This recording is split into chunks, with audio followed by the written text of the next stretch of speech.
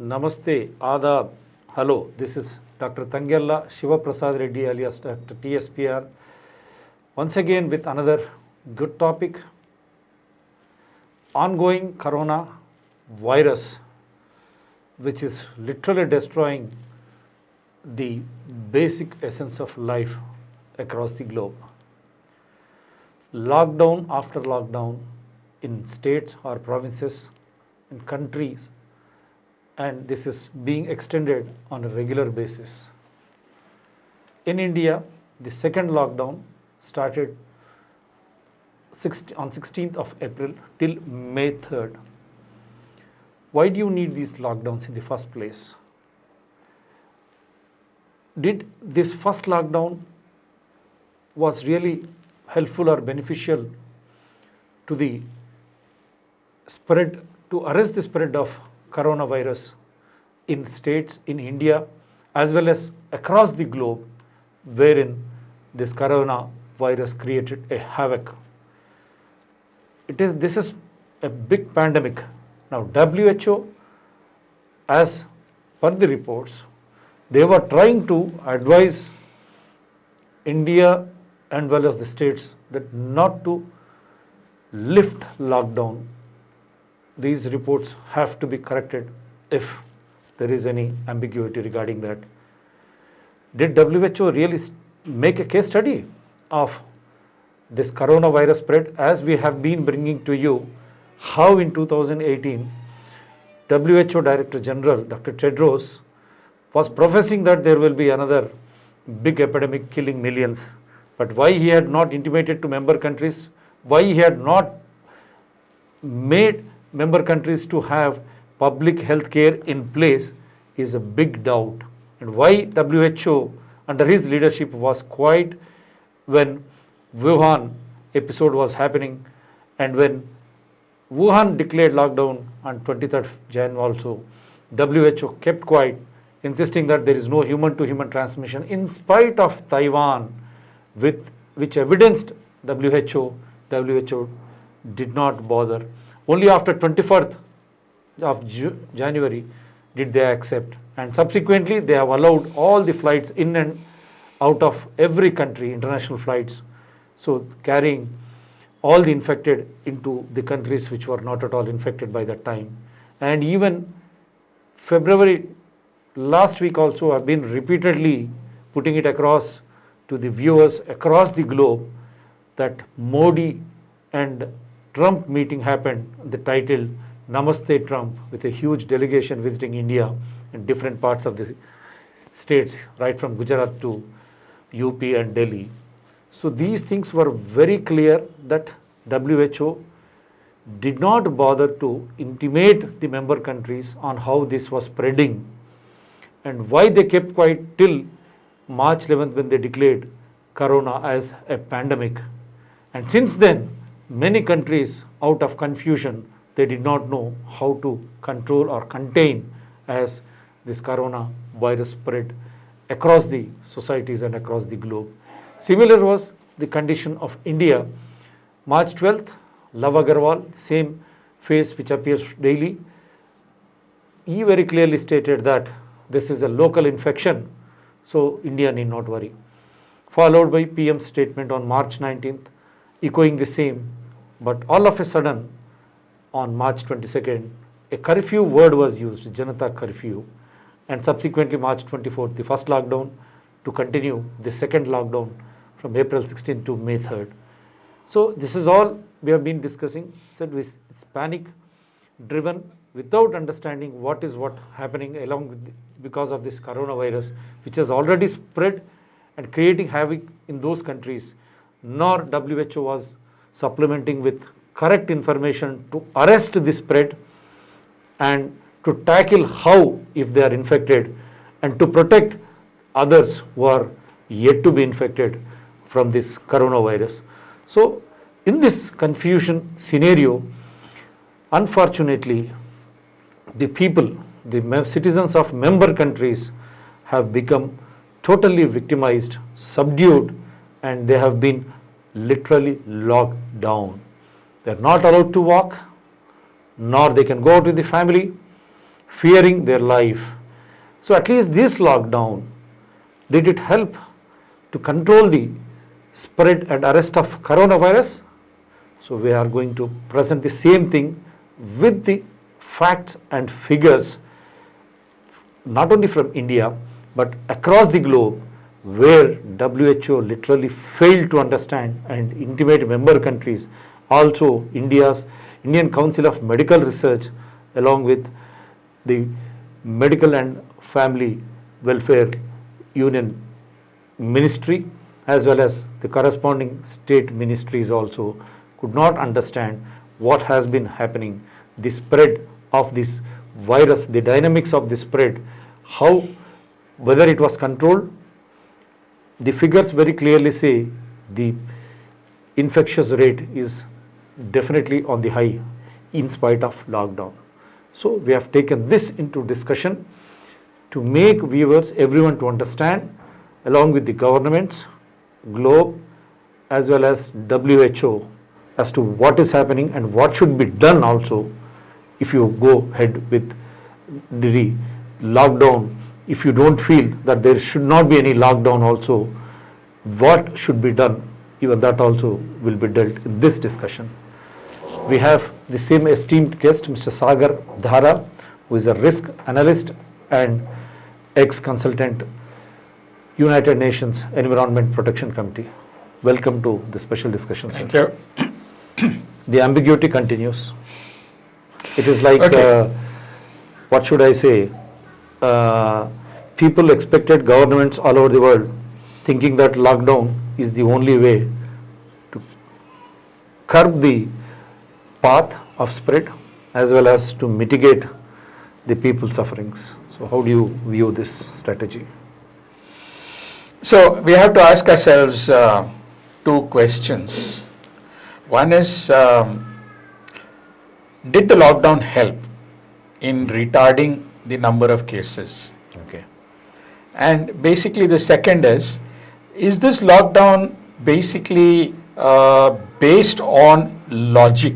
Is it based on science? Okay. Okay. So let's take each of these two questions and try and answer them. Right. Okay. What do the numbers tell us today? Okay. So India had 3 cases on March the 1st. Okay. It had about 1400 cases on April the 1st. That's after lockdown. Right. Okay. It had about 11,500 cases on 14th April. And today we are closer to about 14,000 odd 15,000, cases. we are nearing 15,000. We are nearing 15,000 cases. With 430 deaths. Okay. Right. So what does it tell us? It is basically telling us that we are in an exponential curve. Okay. Okay. And what we have to look at is that on average, we are adding about 700 to 1,000 cases per day. Yeah, yesterday it In was the last- more than 1,000. in the last last- 24 hours, more than 1,000 Yeah. cases were added. Roughly in the last 5-6 days, Yeah. this is the average number of cases that is happening. In fact, even a little more than that. Right. Right. Now, what is important really to understand is what is the growth rate of cases per day. Okay. Okay. Yeah. And here we have computed growth rates for several countries which have locked down and several other countries which have not locked down. Okay. And what we find is something very interesting. Right. What we find is that India's growth rate of cases per day Yeah. is 15.7% Okay. During lockdown. during lockdown. This is from 25th of March Right. till 14th of April. Okay. Okay. Right. Now, we've also computed for the lockdown periods of the other lockdown countries, selected lockdown countries, Right. what is their growth rate per day, which includes Iran and UK and France and Italy, Spain and so on. If you have figures, Yes, can you just... these are the figures. And what basically it indicates quite clearly is that for the lockdown countries, the growth rates have been in double digit, by and large somewhere between about 14% to about 17%, 17.5% or so. Okay. Okay. Now, let us compare that with the growth rates of cases Okay. for countries which have not locked down, Right.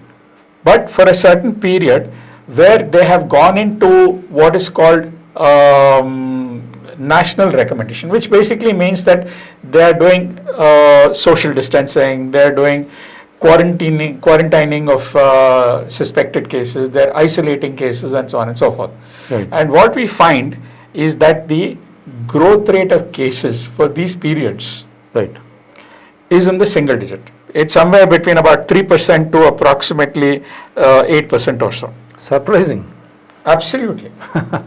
Okay.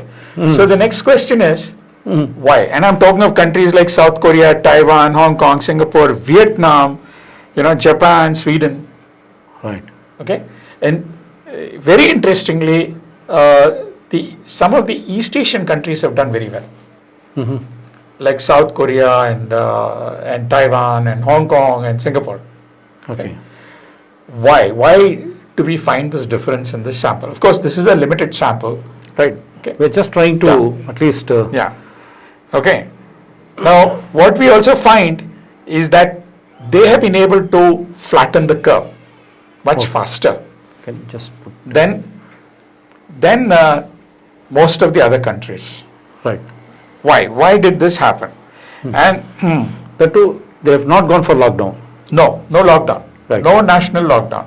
Right. Okay. Why did this happen?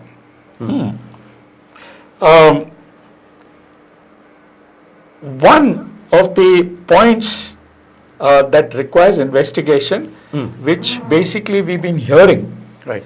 is that a lot of the transmission that happened in Wuhan Okay. happened within the family.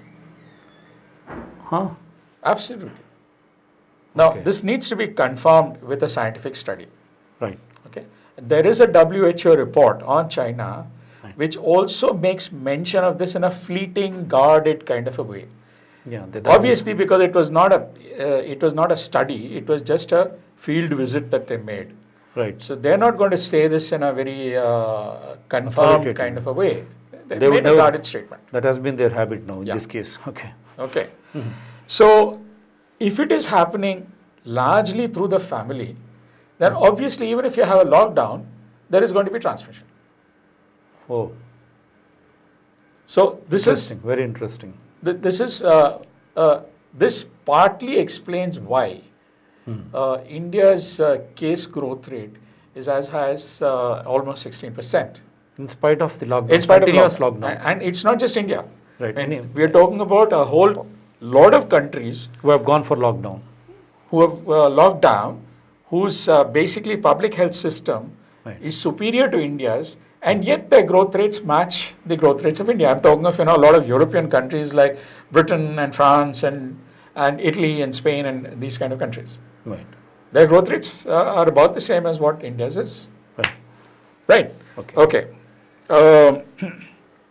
Why did the growth rate of countries which have not locked down, why are they low? Much lower, at least, than these particular lockdown countries. Okay. The first thing that we understand from these countries is that they've had the experience of a previous epidemic which is within their living public memory, Okay. which is not there in the Indian public memory Except in Kerala. Kerala. Right. Because Kerala had the experience of the Nipah, Nipah. SARS, MERS. Okay. Now, many of these countries like South Korea and so on, Taiwan, have dealt with SARS Okay. and even MERS. Right. And so what they did was the minute they heard that something was happening in Wuhan, Right. Taiwan, for example, broke all ties with Wuhan. They stopped flights coming in from Wuhan. Right. And they started very early. This is the first thing they started. They started preparing very early. And this is exactly what Kerala also did. Right. That the minute they heard about Wuhan, they knew there were Kerala students in Wuhan. They would come back, they would carry the virus. So they started preparing in January. Yeah. Okay. Right. So the first point is that all these countries which have not locked down, which have been able to keep their case growth rate to single digits, started preparing early. Okay. Right. Okay. Now, if you look at the European countries, most of them didn't start early. Okay. The second thing that they did was they did mitigation strategy in a very thorough way, Okay.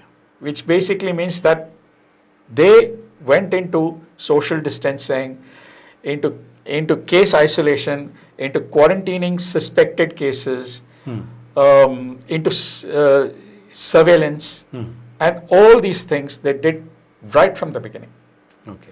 In fact, in Kerala, they even got things like beds arranged and for migrants and things of this sort, and things of this sort, and they did very aggressive testing.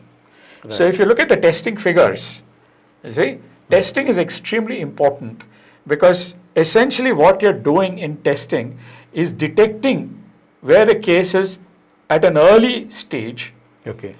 and then moving it out of the population, Right. and either In the contacts also. yeah, Right. and Contact basically tracing. you're isolating the Right. positives Right. by either isolating them at home Right. or you're putting them in a hospital, so that it brings the transmission down, and that's what early testing does.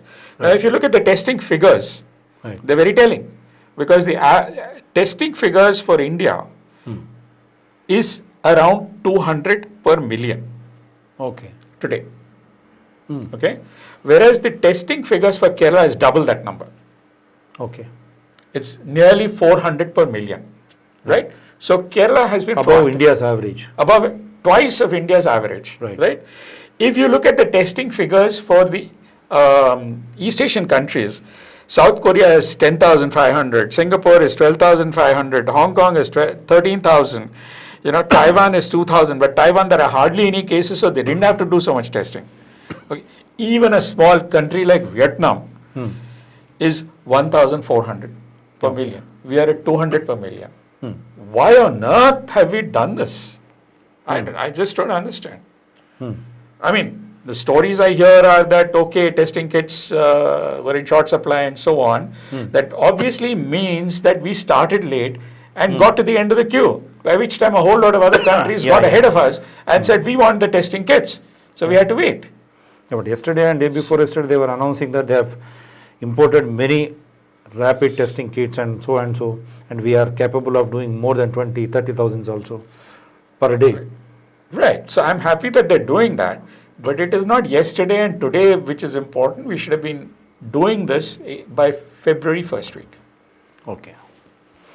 or mid-February. We should have got the testing kits by then. But Trump's visit was more important. Namaste Trump was more important. Probably. Okay. Whatever. Fact is that we started very late Okay. in this whole thing. So obviously we are not detecting cases. And therefore what happens is that those cases are transmitting. No matter whether the government today says that community transmission may be first stage, maybe it hasn't happened yet, etc. Nobody believes this at all today. Nobody who's either a risk analyst or an epidemiologist by and large believe this story. Because How do ICMR you- on record also, ICMR as well as WHO, If both you look then at, retracted. if you look at their own study, ICMRs. yeah, it's not an ICMR study, but all the main persons, DG ICMR is an author. Right. And the head of the epidemiology division of ICMR is also an author of the study, Right. which was released very recently, clearly indicates that there is a 1.8% detection of COVID-19 in a sentinel surveillance study that they did starting February 15th. Oh, right, boggling. And you see, that's the whole thing, that you have on the one hand studies in India showing you 1.8%, there's another study which says it's around 2%, but here we are not admitting. So obviously if there is conflict in the results of different studies, you have to do even more testing in order to find out where truth really lies. That's how science moves, in fact.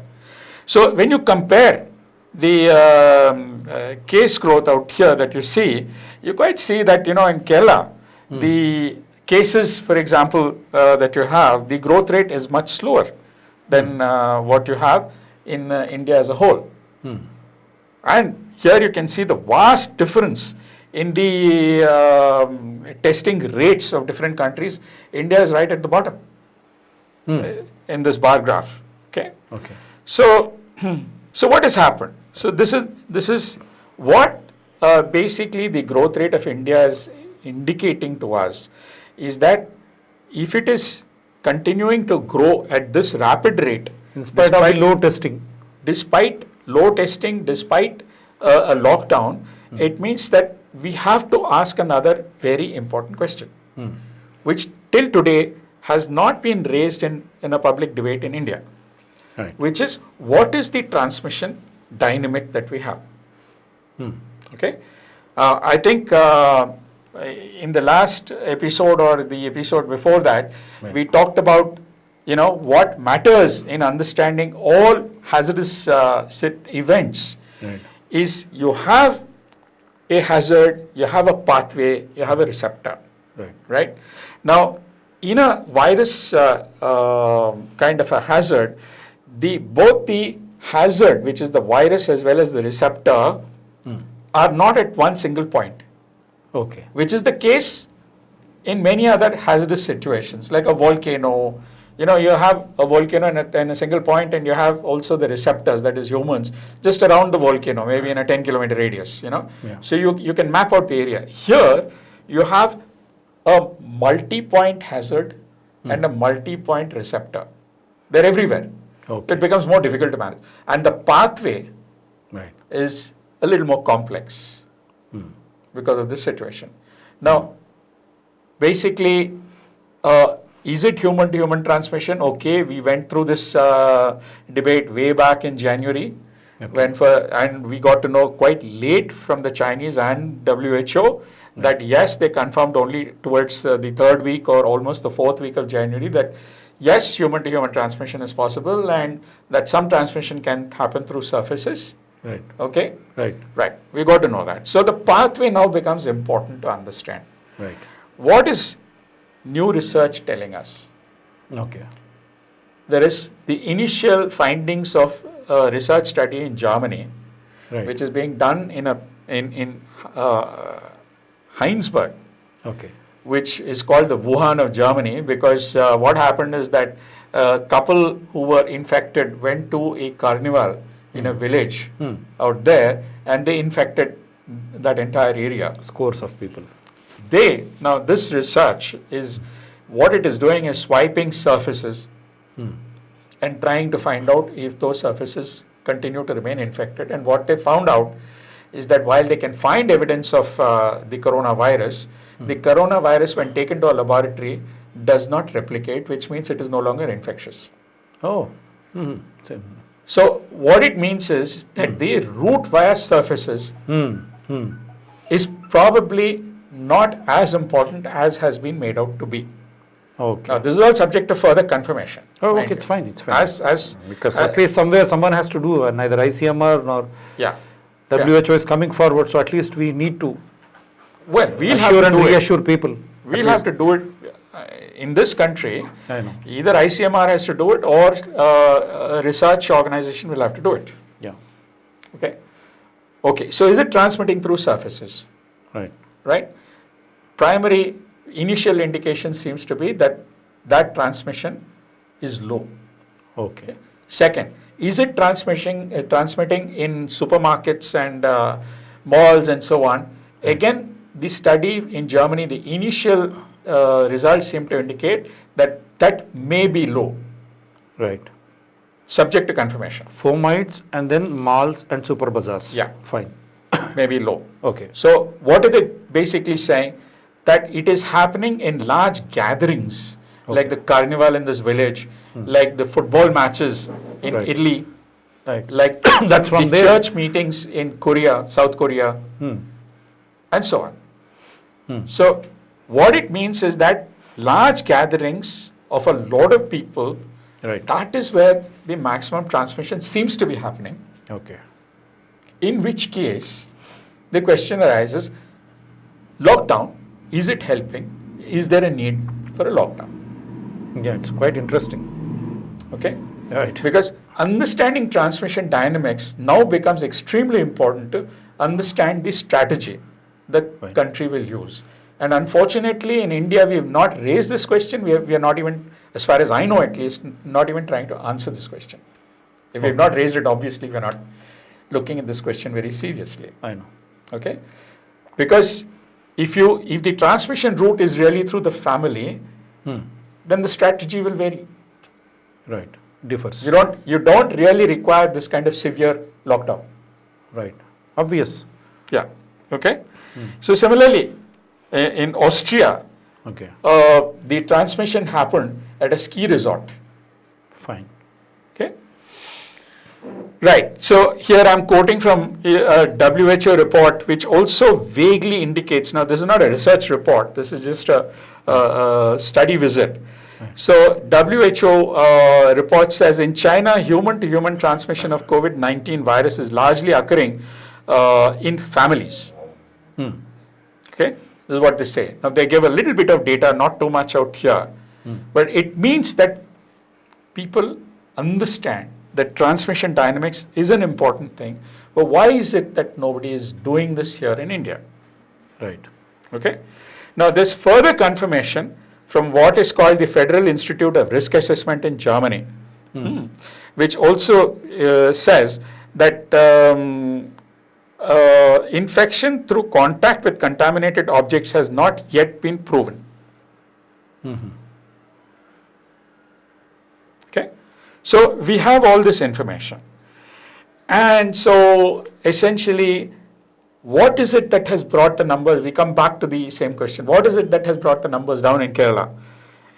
Aggressive testing, painstaking contact tracing, longer quarantine periods, building thousands of shelters for migrant workers, distributing cooked food for literally lakhs of people. Very importantly, public communication.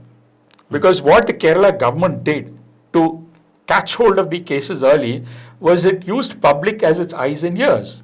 Right. And so public came forward and said, yes, in the next house, probably there is somebody coughing and maybe that is a case. So immediately the Kerala health workers went there, found out, and then took action. This is what Kerala did. Wonderful. I mean, here in our own country, we have examples of what are called best practices. Okay. And yet the next state doesn't follow it. Right. And so in this whole COVID-19 outbreak, Okay. a government-public partnership Right. is extremely important, which we have not seen really outside Kerala, Okay. at least not largely. What is happening is Delhi is sitting and saying, you do this and you do that, and that is being taken and not much questioning is going on. Yes, a few people have questioned, Right. Epidemiologists particularly have questioned, but people have not asked serious questions about this whole strategy and the logic for the strategy. Okay. Now, you take the other case, Bhilwara. We've talked about it last time. Okay. Again, in Bhilwara, the first case showed up on 19th March, and then you had suddenly a ballooning, you had 27 cases. Borders were sealed immediately. 4 private hospitals, 27 hotels were commandeered by the district administration. And 22.4 lakh people were surveyed by 2,000 health teams in a matter of 1 week, even before the lockdown started. Between 22nd March and 2nd April, this is the amount of work they did, and this is tremendous work. Okay, they identified 14,000 people with flu-like symptoms and put them on a watch list. And the surveillance was relentless because to some homes they went twice a day. Okay. And they started doing aggressive testing again and contact tracing. Okay, and 1,000 persons were put into quarantine centers, and 7,500 people were told to stay home completely. Right. Okay, 2nd April they locked down in a severe lockdown there, and so that people don't suffer, they provided cooked food. They even went to the extent of providing fodder for cattle. Oh, wonderful. I mean, here we have 2 excellent examples of what should be done. Okay. Now the point is, let us look at the options India has. A vaccine is not going to be available for between 12 to 18 months, which means if we lift the lockdown, since there is going to be no herd immunity, the case numbers will rise again, and we'll have to go into a second and a third lockdown in all probability, and probably a fourth lockdown. The logic of it is precisely that. Stay at home, Yeah. thinking that fomites and all the other things are the ones through which you are getting infected. Now, what will a lockdown do? It has already broken the supply chain, Right. A food supply chain. right?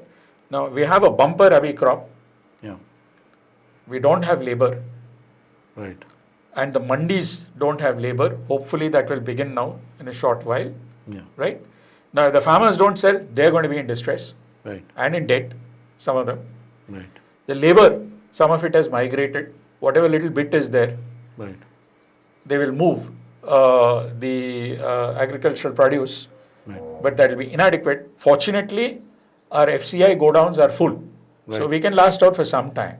Right. But if this situation, if we have lockdown after lockdown, Right. then the supply chain is going to be broken, and it's going to be broken badly. So if it's rural going to be economy is under threat. yeah, And if rural economy is under threat, tomorrow we may have shortage of essential food commodities for us, every absolutely, Indian. absolutely. My goodness. So what will happen then is, first we will have shortages, Right. and soon after that we'll have food riots, and simultaneously what will happen is you will have hunger deaths and even suicides. Farmers committing suicide. It's Yeah. very, very unfortunate. Yeah. So So we are so much worried about COVID, but everyone forgets how many suicides every year farmers commit Yes. in every state. That is Yes. also. so And with this lockdown, I think the problem is going to be very, very severe. so in short, Yeah. we are moving from a health crisis Right. into a humanitarian and an economic crisis.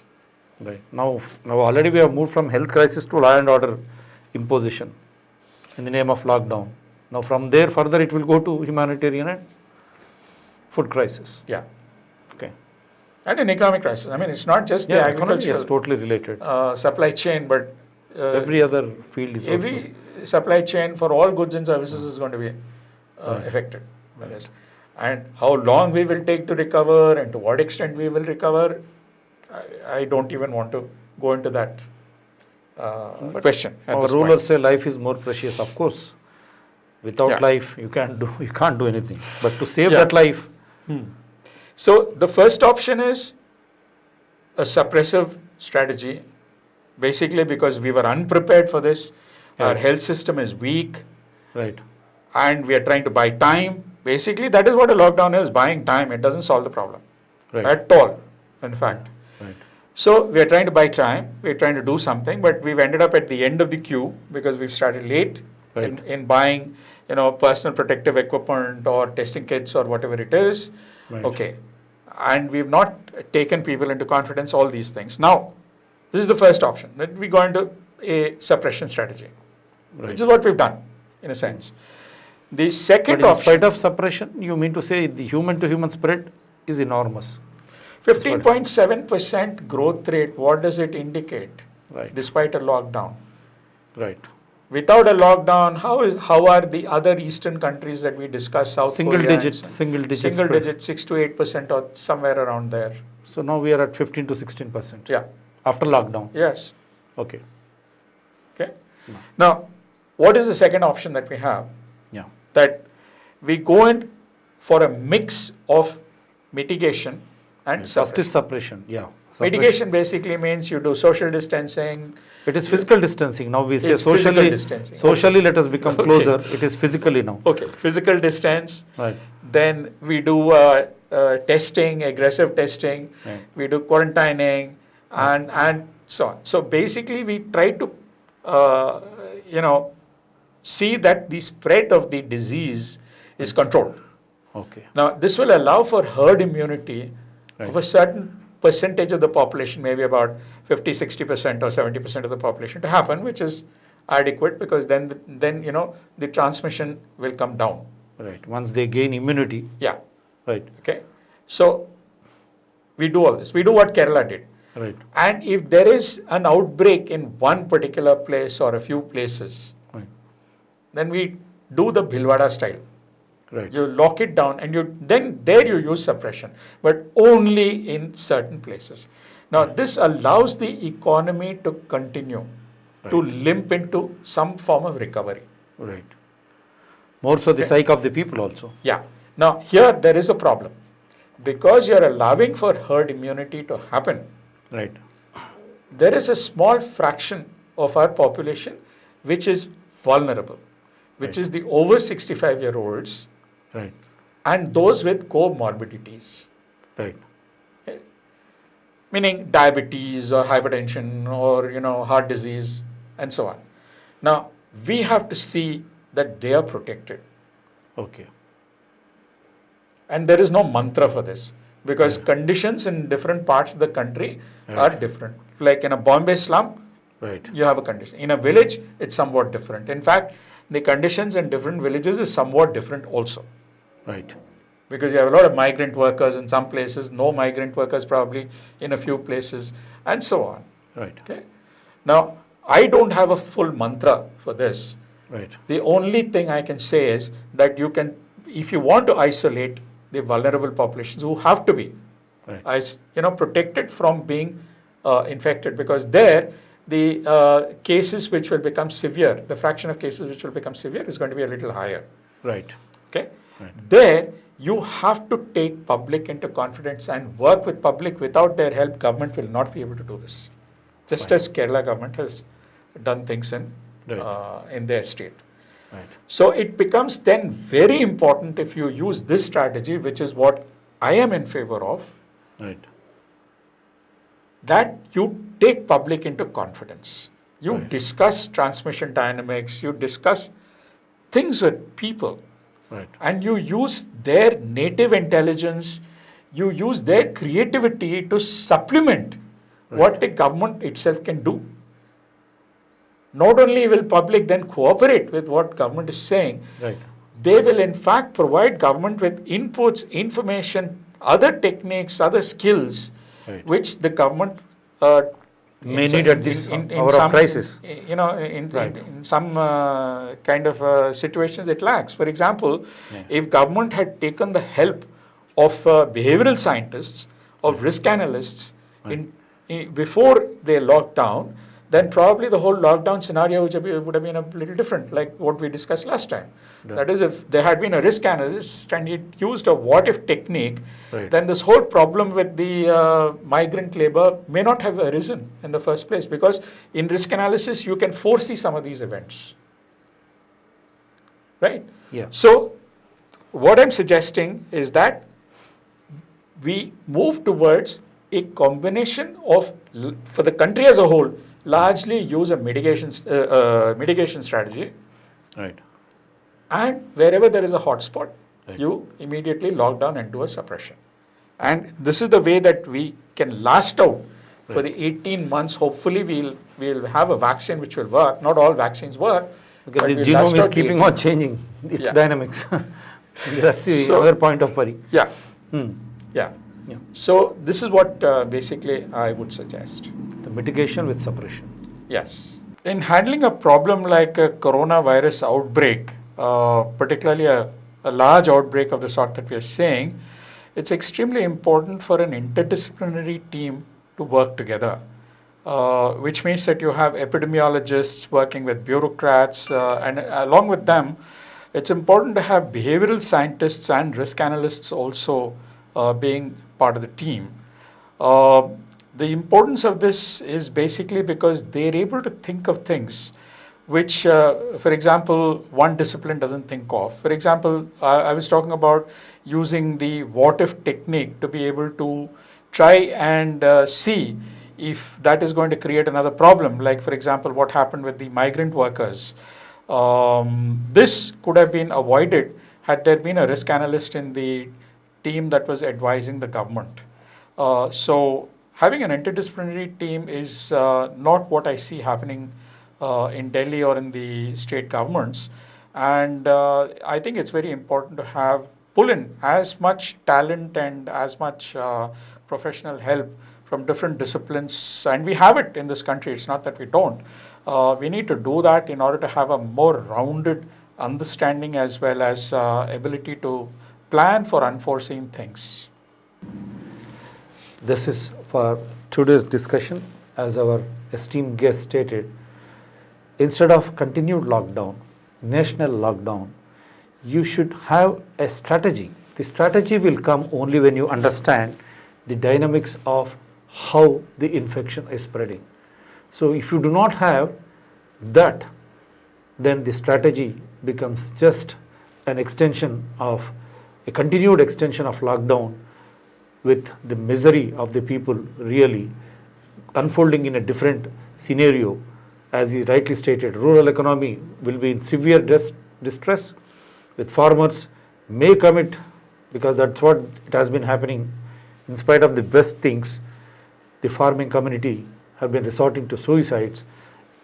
That in effect would create food crisis, and that food famine may lead to food riots also out of hunger. So if you are to satiate, if you are to fix this problem, we should have a long-term plan drawn very clearly on the basics of the dynamics, as he really stated, as to how this spread is happening. And when you can allow the mitigation by taking care of those vulnerable sections of people, as has been done in Kerala. How can this be done? By just not impositions overnight stating Janata curfew or lockdown, or again continued lockdown, as chief ministers again kept on demanding lockdown should be extended, because the public health care once again becomes very evident that every state the public health care is not up to the mark. What if someone gets affected or infected? If they need oxygen, if they need ventilator, if you need all those things, you need to have a bed and you need to have a hospital resource.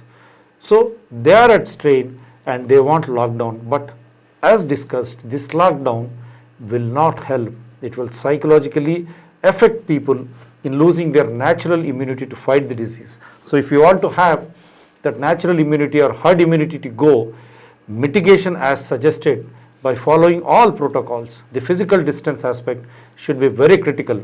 During, in spite of lockdown, if the infection rate is around 16%, that clearly states that in spite of lockdown, in spite of being confined to homes, if this is spreading, this is just because of the physical distance factor and the low immunity levels because of continued lockdown, and at times they will be malnourished also. Malnourishment also will lead to lower levels of immunity, along with the virus spread which happens in such small homes, because people do not have average Indian family or across the globe also. They cannot have a big palatial bungalows as ministers, prime ministers, chief ministers have. It has to be understood. Common man has the dwelling of common man.